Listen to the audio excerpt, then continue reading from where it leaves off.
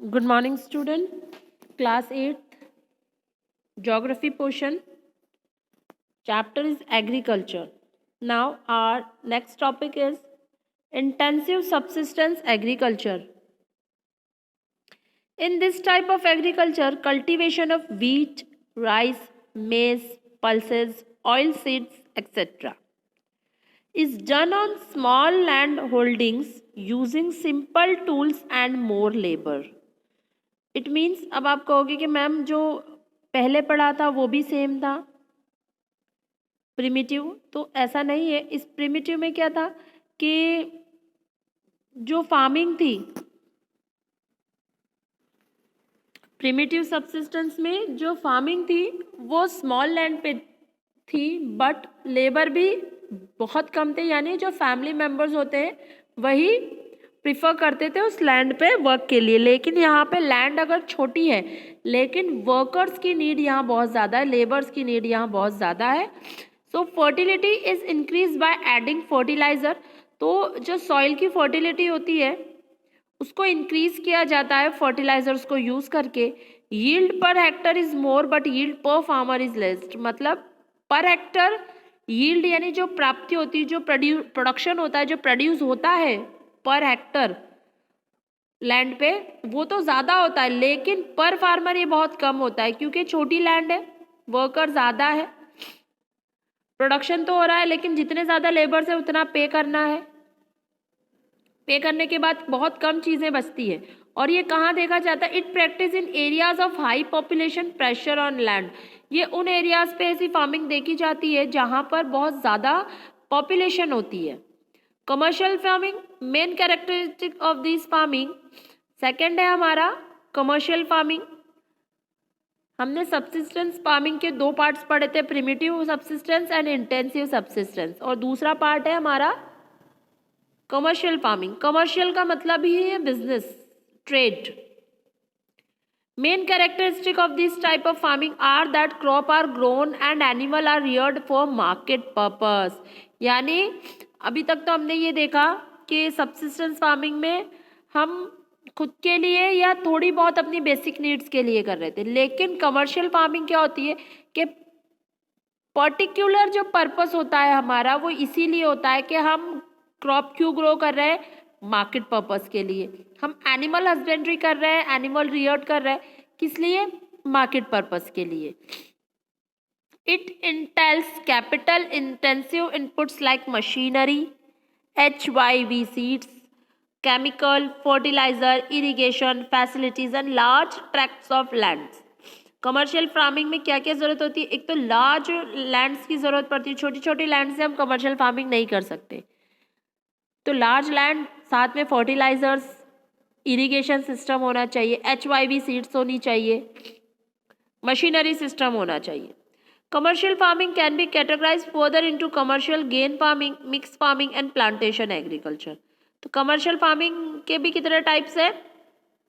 Grain farming है, mixed farming and plantation agriculture है। तो पहला पढ़ते हैं हम कमर्शियल ग्रेन फार्मिंग और एक्सटेंसिव एग्रीकल्चर। ग्रेन फार्मिंग को एक्सटेंसिव एग्रीकल्चर भी कहते हैं। This type of agriculture is mainly practice in temperate grass land of USA, Canada, Argentina, Australia, New Zealand, Ukraine, Russia, Germany, France, Netherland and Asia. इस type की farming हमें कहाँ दिखती है? टेम्परेट ग्रास लैंड में। नहीं समझाने की ज़रूरत है, इक्वेटर से डिवाइड करते हैं जब हम, temperate, torrid zone, temperate zone, rigid zone, याद है? The fields are largely spread over several hectares and dominated by single crop rather than a number of crops. Agriculture is mechanized, it's capital intensive, not labor intensive, and productive is very high. तो क्या देखा गया है कि इस type की farming in areas पर होती है। यहाँ पर जो लार्ज लैंड पर क्रॉप होती है, या तो एक क्रॉप की जाती है मोस्टली, या फिर उसे बहुत सारी क्रॉप्स में डिवाइड करके किया जाता है। तो यहाँ पर लेबर का कम या ज़्यादा होना नहीं पॉसिबल रखता है, यहाँ पर प्रोडक्शन ज़्यादा होनी चाहिए, उसकी कमोडिटी पहले होती है। मिक्स फार्मिंग में क्या है? इन this type of farming land is use for growing food crops, fodder for animals and for rearing livestock. Vegetables, fruits and flowers are grown along with two or more crops. Mix farming से मतलब ही हम ये समझते हैं, commercial grain farming से ये था कि एक लैंड पे एक टाइप की फार्मिंग हो रही थी, प्रोडक्शन मोर उनका सबसे इम्पोर्टेंट था। मिक्स फार्मिंग में क्या है? मिक्स्ड का मतलब ही यहाँ समझ रहे हैं कि एक से ज़्यादा क्रॉप करना एक ही लैंड पे, मिक्स फार्मिंग कहलाती है। तो क्या होता है, जैसे अभी फ्रूट्स और वेजिटेबल्स मार्केट पर्पस कर रहे हैं, तो हमारे पास जो एनिमल्स है, तो एनिमल्स के लिए जो फूड चाहिए, जो ग्रासेस चाहिए, वो भी हमने एक पार्ट में क्रॉप कर ली। तो ऐसे ही एक साथ मिक्स क्रॉपिंग करते हैं, तो उसे हम मिक्स फार्मिंग कहते हैं। This type of farming is confined to the developed world and is expanding at very fast pace in other parts of the world also। तो ये बहुत तेजी से अदर पार्ट में भी फैला है वर्ल्ड के। Area where it is a predominant are Holland, Finland, Ukraine, France, Italy, USA, central Mexico, Argentina and South Africa also. Plantation agriculture क्या है?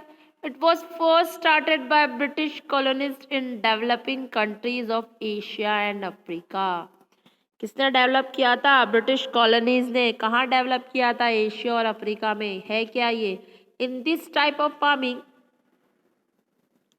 Single crop like tea, rubber, coffee, cotton, sugar cane, banana, cashew nuts are grown over large tract of land. यानी ऐसी cropping जहाँ पर हमें इतने सारे types के, कोई एक, सारी नहीं, कोई एक पर्टिकुलर टाइप की क्रॉप बड़े लार्ज लैंड पर होती है। This cropping pattern is not only capital intensive but also labour intensive. ये क्रॉपिंग जो है सिर्फ पैसा ही नहीं देती, बल्कि इन क्रॉपिंग की देख रेख के लिए बहुत सारी लेबर की भी नीड होती है। Farms are run and manage like industries. ये जो फार्म्स होते हैं इंडस्ट्रीज की तरह से रन किए जाते हैं। Since the production is mainly for the market, this type of farming require a well developed transport network. Processing industry and markets are integral as a such farming. Major plantations are found in tropical regions of the world, example rubber in Malaysia, tea in India and Sri Lanka, coffee in Brazil।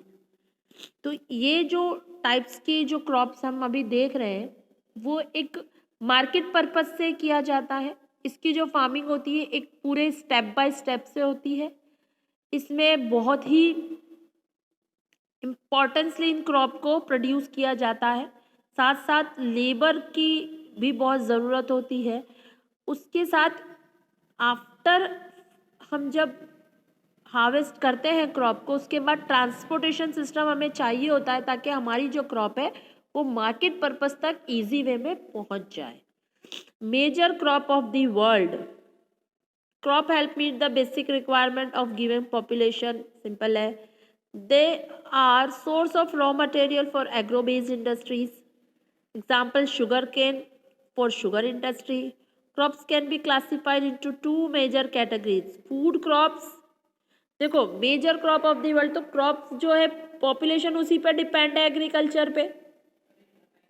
Without we can't eat food, we don't survive on the earth. Okay, तो जो raw material है, तो industries को raw material काफ़ी majority level पे agriculture field से जाता है। जैसे शुगर केन से ही शुगर इंडस्ट्री टिकी हुई है। जो शुगर इंडस्ट्रीज़ की बात करते हैं तो शुगर इंडस्ट्रीज़ जो है वो एग्रीकल्चर के रॉ मटेरियल पे बेस्ड है। जैसे शुगर केन जाएगा तभी इंडस्ट्रीज़ में शुगर बनेगी। तो क्रॉप को हम टू पार्ट्स में डिवाइड करते हैं, एक तो फूड क्रॉप, दूसरी कमर्शियल क्रॉप। फूड क्रॉप क्या क्या आती है? राइस है, कॉर्न है, मिलेट्स है, ये सब जो है फूड क्रॉप कहलाती है। India some pulse and oilseeds are also included as a major food crops. India में कुछ पल्सेस और ऑयलसीड्स जो है मेजर क्रॉप्स कहलाती है, फूड क्रॉप्स। बाकी कमर्शियल क्रॉप क्या होती है? T, coffee, cotton, jute etcetera. अभी बताया है कमर्शियल फार्मिंग, तो कमर्शियल फार्मिंग और कमर्शियल फूड एक ही है। जो फूड वो क्रॉपिंग वो फूड जो कमर्शियल पर्पस यानी बिजनेस पर्पस या ट्रेड पर्पस किया जाता है वो कमर्शियल। देखो हम टी कॉफ़ी कॉटन जूट इनको रख कर खाते नहीं है, हमारी डेली बेसिस पे नहीं आते, बट ग्रेन जो होते हैं वो हमारी डेली बेसिस की नीड है। Food crop rice a major food crop of the world, true, is a tropical and subtropical crop mostly cultivated in monsoon land of Asia। ठीक है, एशिया के मॉनसून रीजन में इसकी क्रॉपिंग होती है। It is a one of the important and dominant crop of intensive subsistent agriculture. ठीक है, intensive subsistent agriculture की है ना, छोटी लैंड पे बहुत सारे लेबर्स के साथ, तो ये जो राइस की क्रॉप होती है इसमें बहुत सारे लेबर की ज़रूरत होती है। In West Bengal and Bangladesh it is grown twice और थ्राइस अ ईयर। तो बंगाल और बांग्लादेश में ये जो क्रॉप है वो पर ईयर 2 से 3 बार ली जाती है।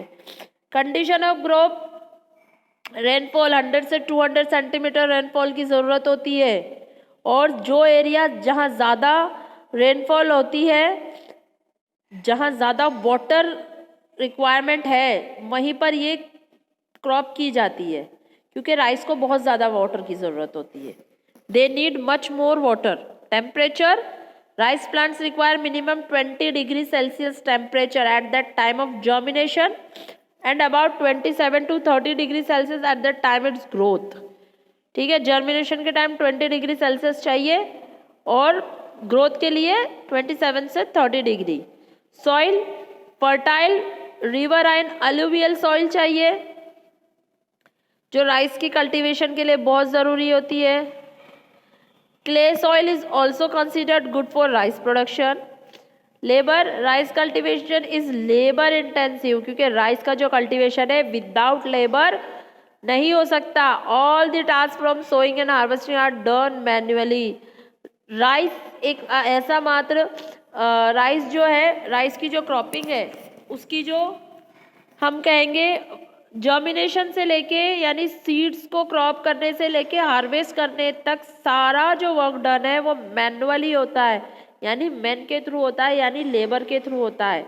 Major producing area China, Indonesia, Bangladesh, Thailand, Myanmar, Egypt, Japan, China lead the world in the production of rice, followed by India. In India, rice is grown mostly in West Bengal, Uttar Pradesh, Bihar, Assam, and the coastal and deltic region of South India. Good quality of Indian basmati rice has a vast international market. India का जो basmati rice है वो international market में एक अलग ही पहचान है उसकी, बहुत ज़्यादा डिमांड भी है उसकी। ठीक है, इसी तरह वीट का सिस्टम भी है। वीट को भी क्या रेनफॉल चाहिए, क्या temperature, soil relief, labour, major areas. इसी तरह मेज भी आता है, ग्रोथ ऑफ कंडीशन मेज की, ग्रोथ ऑफ कंडीशंस मिलेट्स की, ये पढ़ लेना आप। हाँ, कमर्शियल क्रॉप है।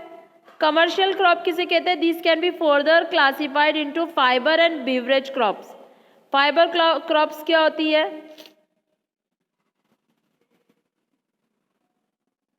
फाइबर क्रॉप्स बताओ भाई क्या होती है?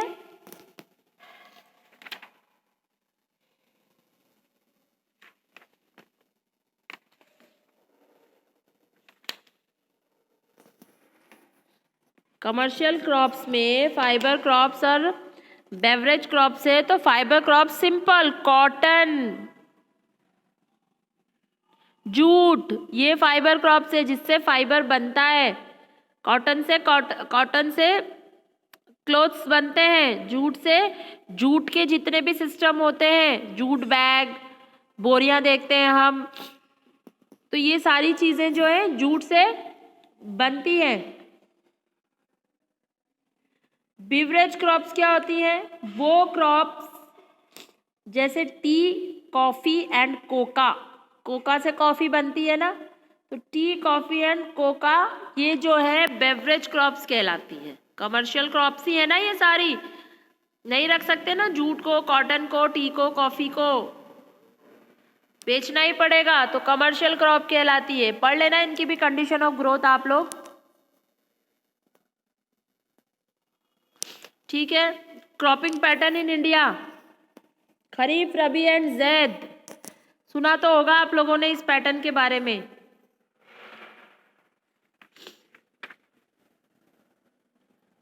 Cropping pattern in India. In India agriculture is mainstay of the economy. More than 60% of the people are dependent on agriculture even today.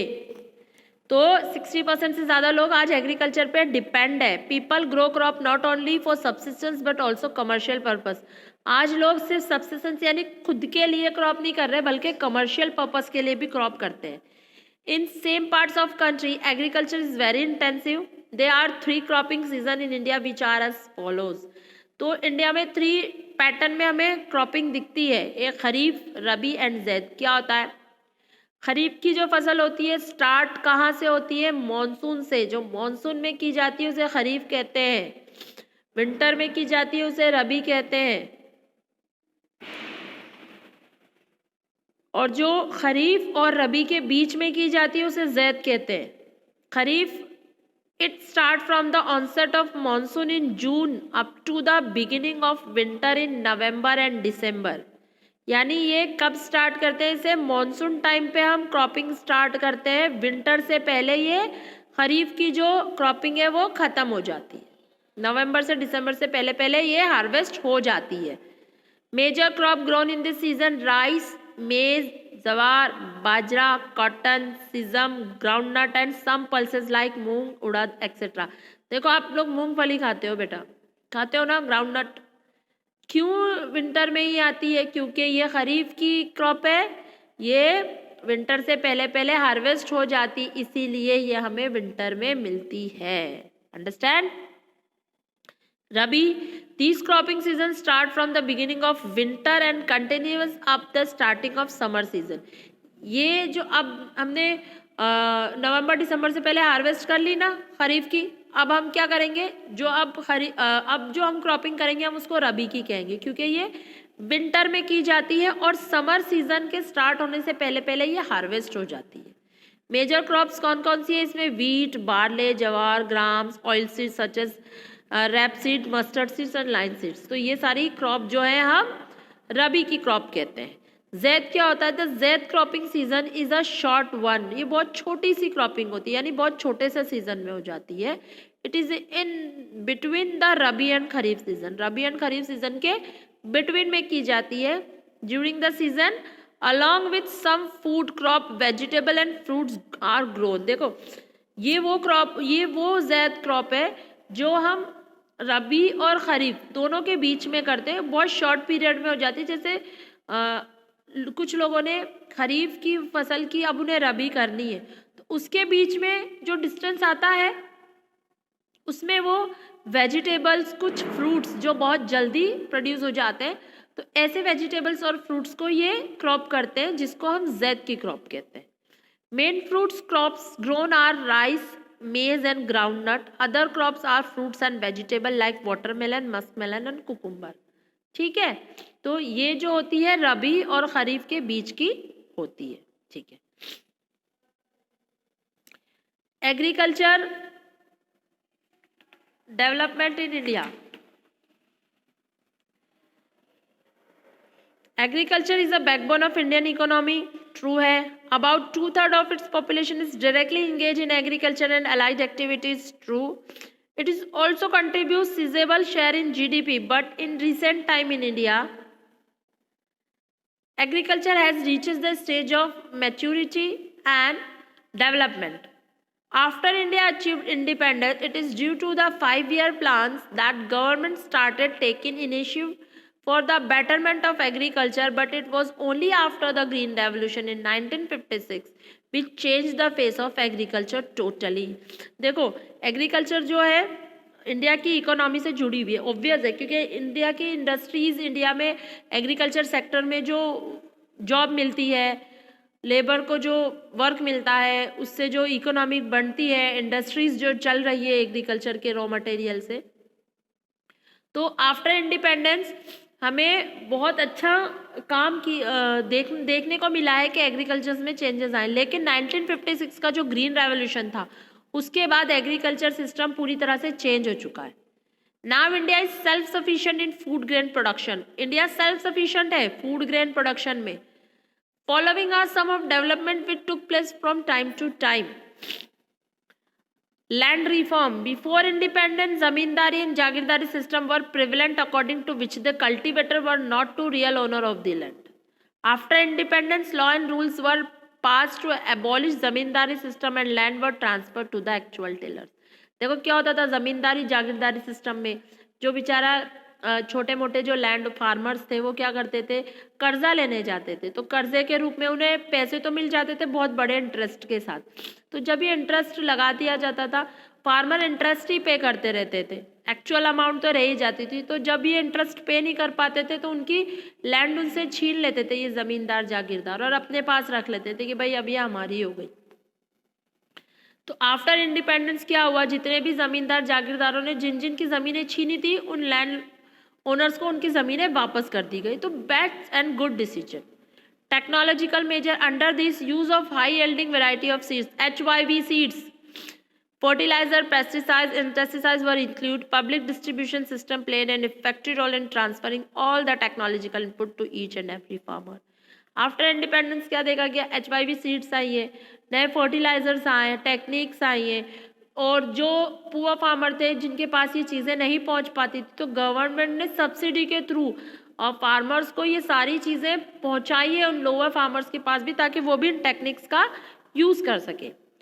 Consolidation of land holding. As a part of land reform, the step was taken by the government to recognize for fragmented land holdings.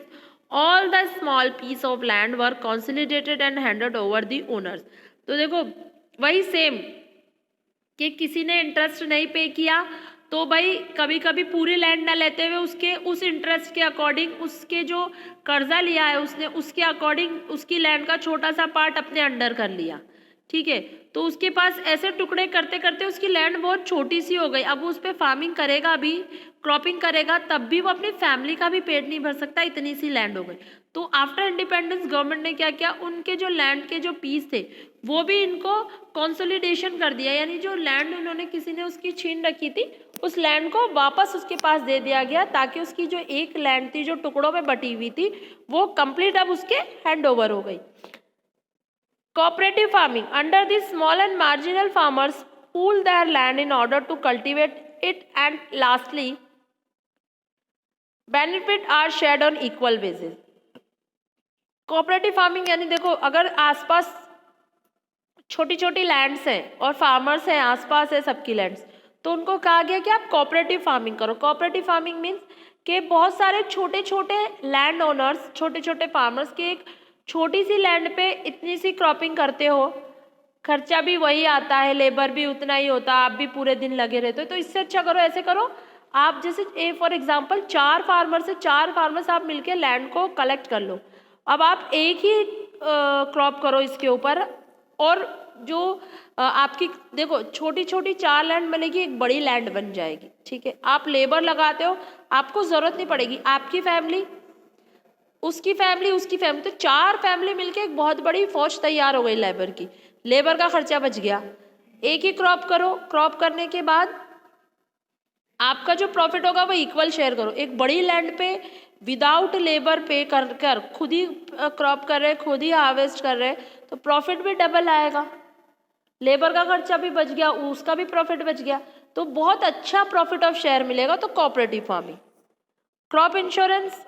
In recent past, with the development of agriculture practice, a crop insurance scheme was launched in 1985 through the country of the following reason. देखो 1985 में farmers का ध्यान रखते हुए crop insurance scheme निकाली गई थी। क्या था? Provide financial support to farmer during crop failure, to provide support to farmer up the next cropping season.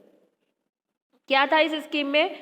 क्या आप इंश्योरेंस कराओ, अगर आपकी क्रॉप का आपने इंश्योरेंस करवा रखा है, आपकी क्रॉप फेल हो जाती है तो आपको आपकी क्रॉप का पूरा पैसा मिलेगा, और अगर आपको आगे के लिए फिर आपकी क्रॉप फेल हो गई, अब आपको जो पैसा मिला, अब आप आराम से आगे की क्रॉप, दोबारा की जो नेक्स्ट क्रॉप होगी वो उसको आराम से कर पाओगे। In recent time, two specific programs were introduced by government: Special Rice Production Program and National Watershed Development Program. क्या है?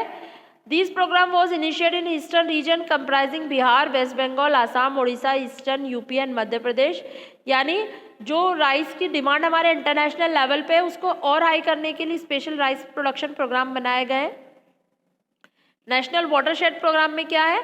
These programs lay emphasis on land and water management in eastern region through the introduction of optimal cropping system, dry and horticultural, farm forestry, fodder production etc.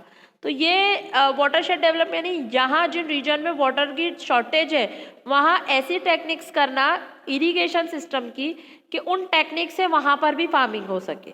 ठीक है, तो farm in the USA, the average size of farm in USA about 250 hectares which is much larger than of an Indian farm. तो Indian farm से ज़्यादा USA में farming होती है। The farmer usually reside in the farm, major crop grown corn, wheat, soybean, cotton and sugar beet. Farmer generally grow crop after ensuring the enough supply of quality soil and water resources required by the crop. From time to time, soil samples are sent to labs and check the nutrition level. Various agriculture operation related equipments and devices are available on the farm. देखो क्या है यहाँ पर इसलिए ज़्यादा है क्योंकि यहाँ पर ना टाइम टू टाइम फार्मर्स जो है अपनी सॉइल की ना क्वालिटी चेक करवाते रहते हैं। उसके साथ साथ और सॉइल में किस चीज़ की कमी है तो उस न्यूट्रिशन लेवल को ये बार बार में इंक्लूड करते रहते हैं अपनी सॉइल में, ताकि उनकी सॉइल की फर्टिलिटी लेवल ऐसी ही रहे और क्रॉप की प्रोडक्शन ज़्यादा हो। साथ ही साथ जितने भी इक्विपमेंट्स चाहिए उस टाइम फार्मिंग के लिए वो सारे टूल्स मौजूद होते हैं उस एग्रीकल्चर लैंड पे। Example seed drills, tractors, levellers, combined harvester and thresher, ये सारी चीज़ें वहाँ मौजूद रहती है। Automated grain storage space are available on the farm of USA. तो यूएसए में जो है आपको हर लैंड के यहाँ पे एक स्टोरेज प्लेस भी मिलेगा। तो ये सारी चीज़ें मिलकर एक एग्रीकल्चर को बेस्ट बनाती है। इसी वजह से यूएसए का जो एग्रीकल्चर फार्मिंग सिस्टम है इंडिया से ज़्यादा है। तो यहाँ आपका चैप्टर एंड होता है। Thank you.